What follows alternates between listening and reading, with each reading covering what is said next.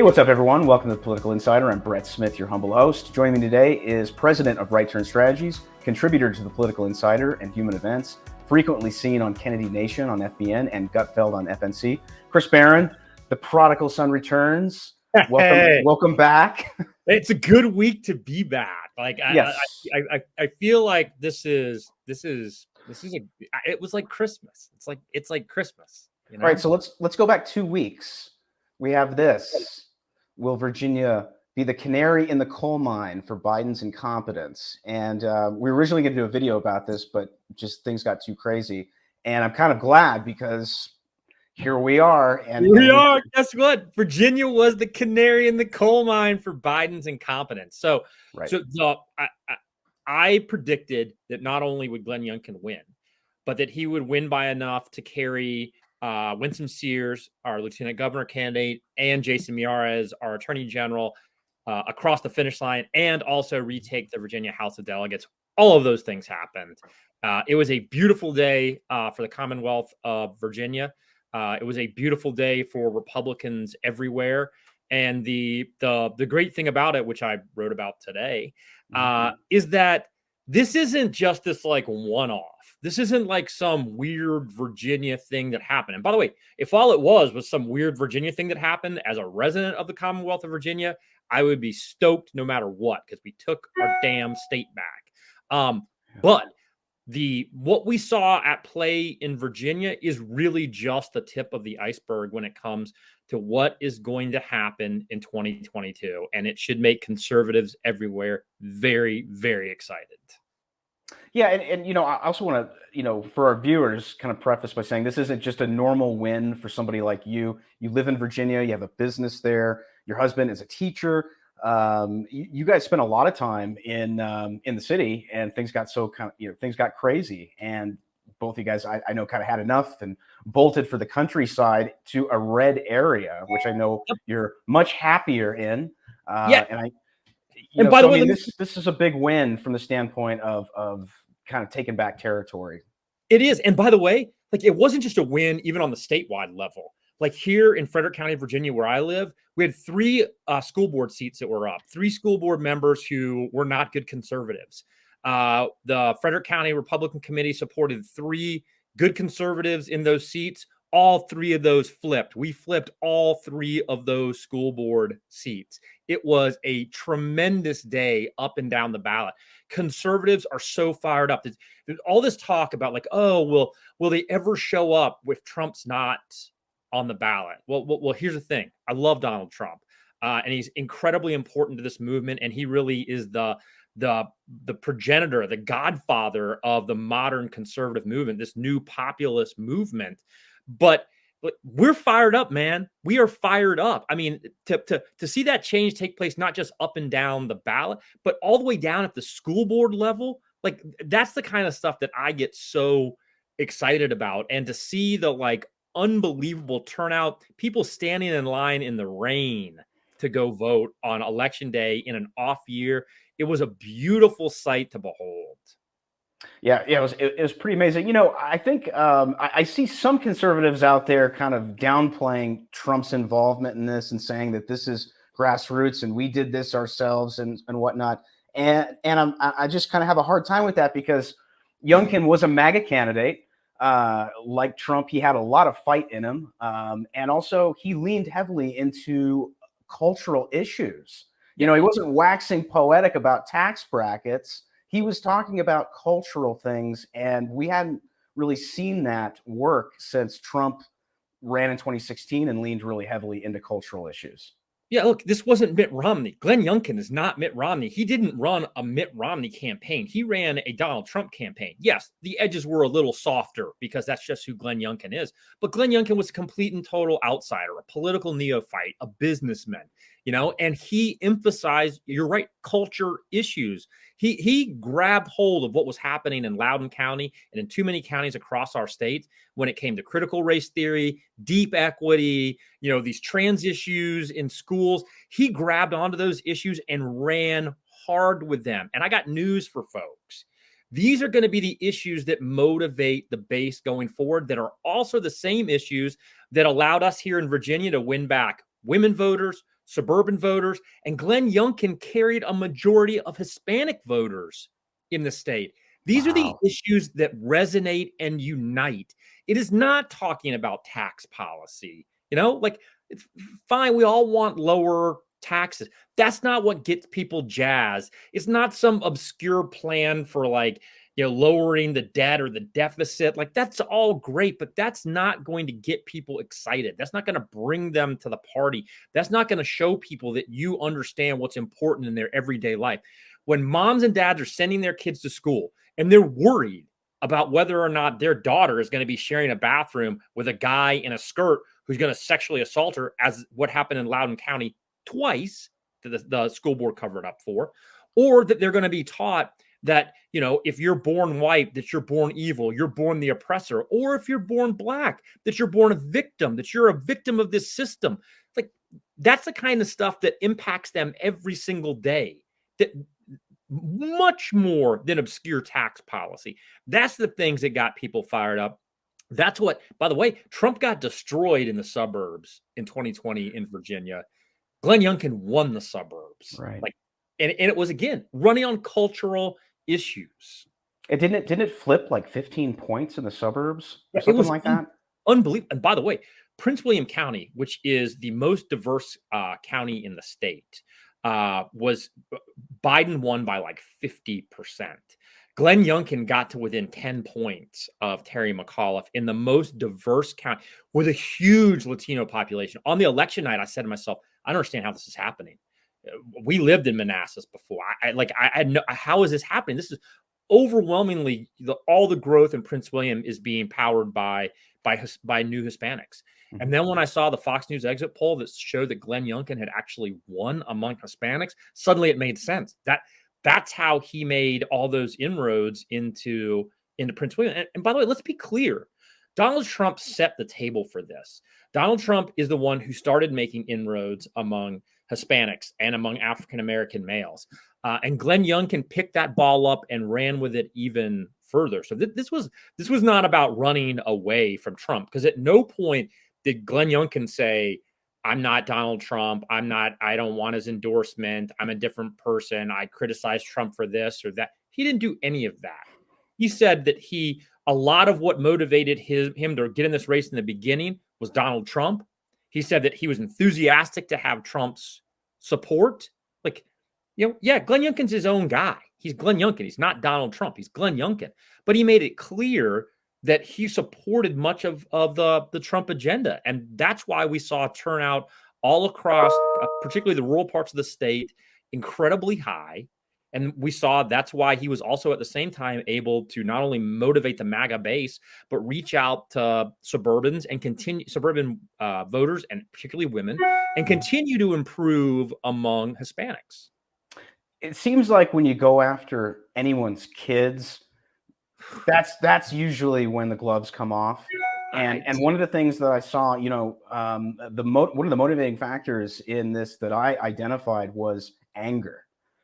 There was a lot of anger, and not only anger about the CRT and what happened in Loudoun County, but also anger that seemed to be exacerbated by arrogance on behalf of McAuliffe and Obama.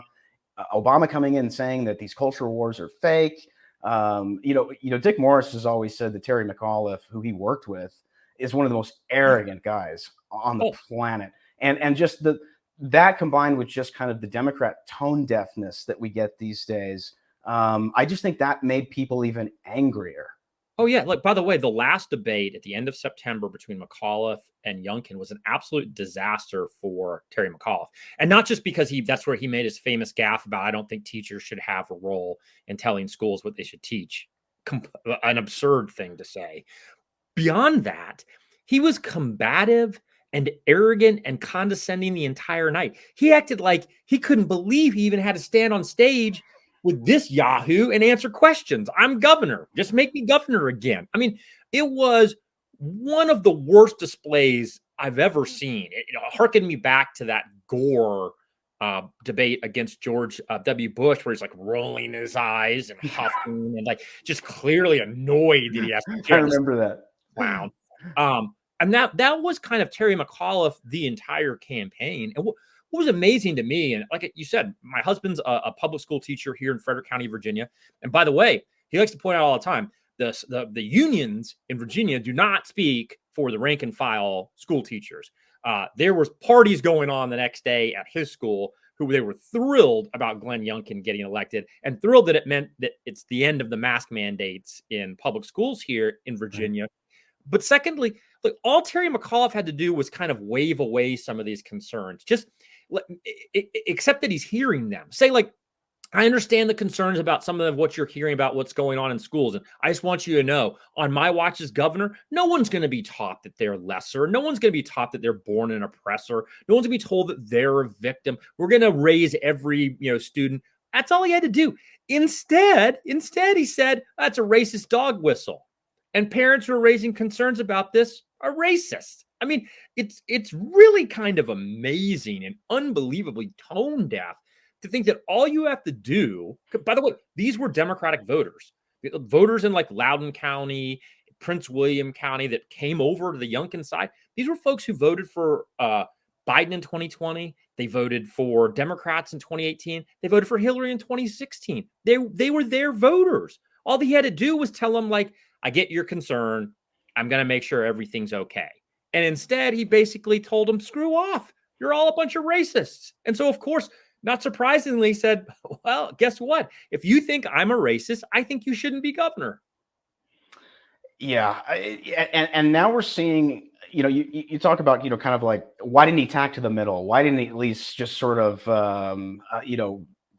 abate these issues to whatever degree he could? But we're seeing it even now where they're not tacking to the middle. They're not listening. Biden the other day said, well, I think, the reason why Virginia happened and, I'm not getting, we're not basically getting any traction with my agenda is because we're just not explaining it well enough.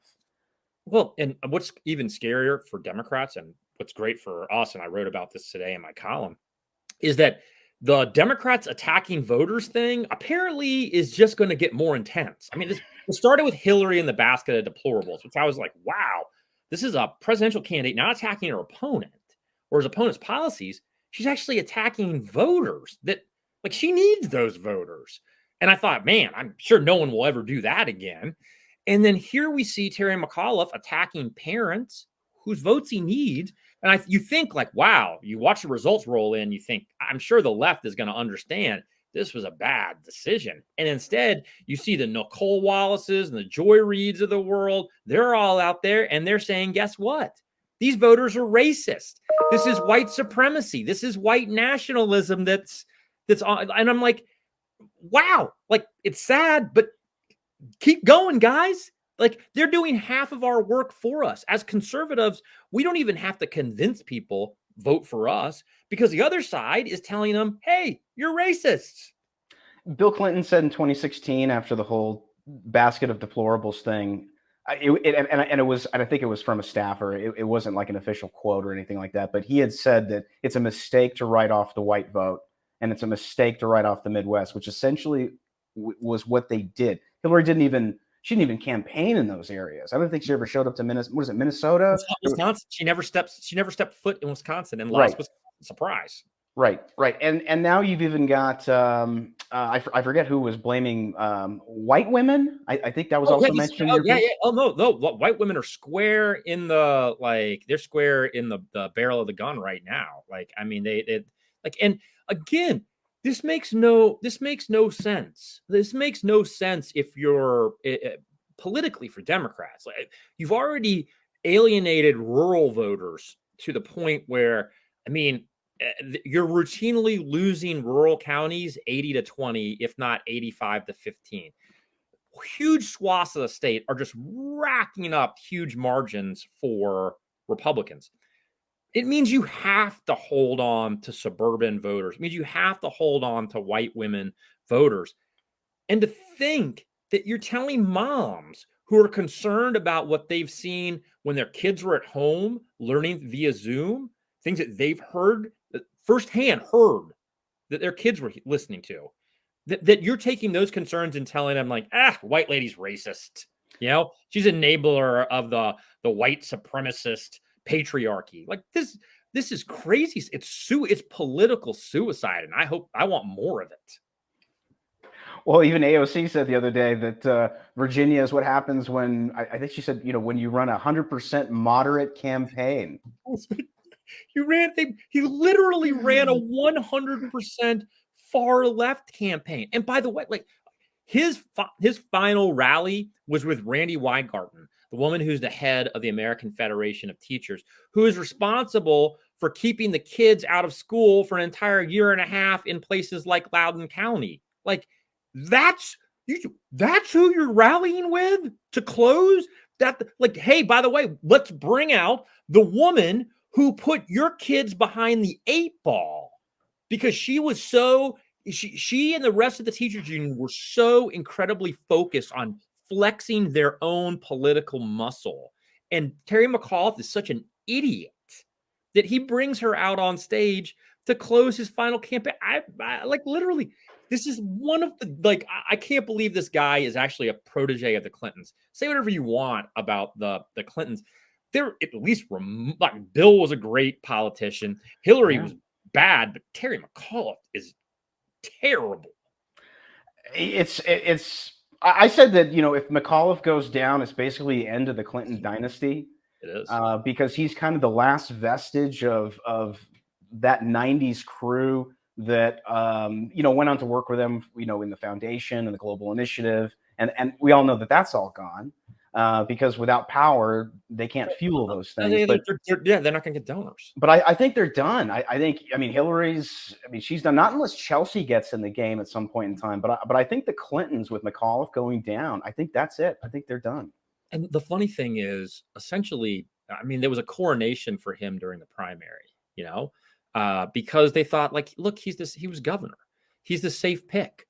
And then he turns out to be maybe one of the single worst candidates I've seen in my entire lifetime. A guy who started with huge institutional advantages, who started with a huge demographic advantage. The state voted for Biden by 10 points a year ago. A guy who was the former governor. He's running against a political neophyte, Yeah. My God, like, and all he has to do is like run out the clock, and he can't. He's so bad and so inept. And also the establishment of the Democratic Party is so in the thrall of the hard progressive left. And, I listened to Van Jones. I was watching CNN on election night.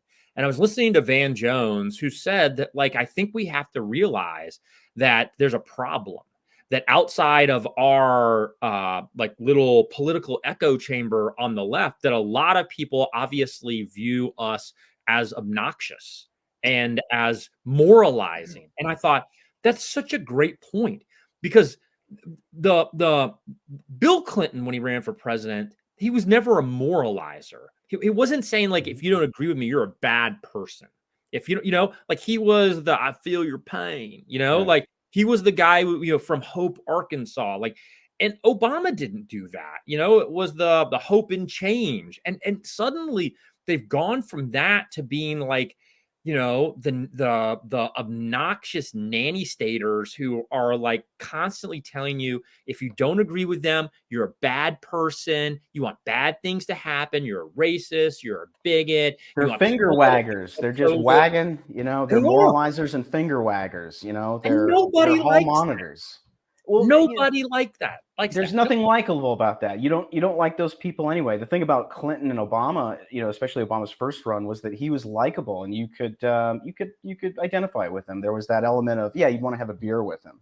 Same thing with Bill Clinton. Same thing with Bill Clinton. Say what you want about Clinton, who's a total sleazebag. By the way, if anybody who hasn't watched the new series that's out, it's, I think, episode 9, American Crime Story Impeachment. The best television I've ever watched in my entire life. That's on FX, right? Monica Lewinsky is the producer of it. It is so unbelievably good. And by the way, it makes Bill Clinton look like the absolute most garbage can of a human being on the planet. Like, just devastating portrayal of what a terrible human being that Bill Clinton was. But you want to know what? To the world, he was this likable guy. He had that charisma, and he offered people like hope And, like he had that kind of it factor. And modern day Democrats have just become so, I mean, to borrow Van Jones' word, they've become so obnoxious, like. Yeah. All right. So predictions going forward for 2022 are obviously rosy for Republicans. I don't see this slowing down any, and I don't see the school board stuff and the local stuff. Everybody's getting involved in the local stuff really heavily right now. I don't see that slowing down at all. And I think that, combined with Democrats essentially doubling down, it's going to be a bloodbath in 2022. And I'm more with you. You mentioned 94 in your piece, and people forget about what a game changer 94 was and how it came out of nowhere. Certain people sort of telegraphed it, but that quiet revolution within the House and Newt, that was a big deal, and I see that coming. And by the way, let's just remember in 94, the Speaker of the House lost. Like, I mean, people lost that you thought in safe seats that you thought they couldn't ever. And some of those people who got elected came for 2 years and then lost. Like they're like, oh God, what? Who do we send? But they're going to be, I'm telling you, they're going to be races that are not on people's radar screen. If this environment stays the way it is, people are going to lose who you think could never possibly lose. They're going to be races that you think a Republican could never win in that district, where the Republican's going to win because the Democrats have so quickly squandered the goodwill that they had, and they have they're so tone deaf to the immediate needs of the American people. And it's a recipe for complete and total disaster. And I'll say this much. So a year's a long time. I obviously would rather be in the position we're in than the position the Democrats are in. But never underestimate our side's ability to screw stuff up. Like, frankly, I don't trust our congressional leadership. And I hope that they realize between now and next November, the Democrats wouldn't give Trump an inch because they knew they didn't want to give him wins. They wouldn't work with him on infrastructure because they knew that they didn't want to give him wins. They wanted to take back Congress. So we don't need to work with this president, period. They have majorities. If they want to push stuff through, do it on their own. We need to be voting no on every single piece of their legislation. Now's not time to negotiate. Now's the time to act like the Democrats do. Play hardball, and let's win back both chambers by sizable majorities, and then let's win back the damn White House. Last question. Does Nancy Pelosi retire? Absolutely. If she retires this year, or does she go out in January? Because I'm looking at it, I'm just saying to myself, she's probably not going to want anything to do with 2022. Absolutely not. I think the rumor's been in D.C. that once she gets the Build Back Better passed through the House, along with the bipartisan infrastructure, that she's going to announce that she's not running. And that makes a lot of sense to me. She doesn't want to wait and see if the Senate actually does it, because I still don't think they're going to get the votes in the Senate to pass Build Back Better. I don't think they're never going to be able to square the peg in the circle hole with Joe Manchin, Kirsten Sinema, and then the crazies on the left. So I think for her, she's going to call it a win. I got the Build Back Better through. I got bipartisan infrastructure through. I'm announcing that now I'm going to step that. It's time. That's what she's going to say. I've done great. I'm amazing. I'm going to go home now to be with my family. The truth is she doesn't want to be the leader of a party that, is in a 70-seat deficit in the House and oversee one of the largest political wipeouts of all time. She doesn't want that on her resume. Who would? No, because it's going to be ugly. That's so. All right. Sadly, we're out of time. Chris, give everybody your social media coordinates. Where can they find you online? Yep, they can find me on Twitter at Chris R. Barron, and I've actually been starting to get a little active on Getter, trying to support those platforms that are supporting us. You can find me at the same handle at Chris R. Barron on Getter. Awesome. All right, everyone, make sure and check out thepoliticalinsider.com and subscribe to our newsletter. Also follow us on Facebook, Instagram, and Twitter. Please like and share this video far and wide. Subscribe to the Political Insider channel on Rumble and YouTube so you never miss any of our videos. Until next time, everyone, keep the faith and stay frosty. Thanks.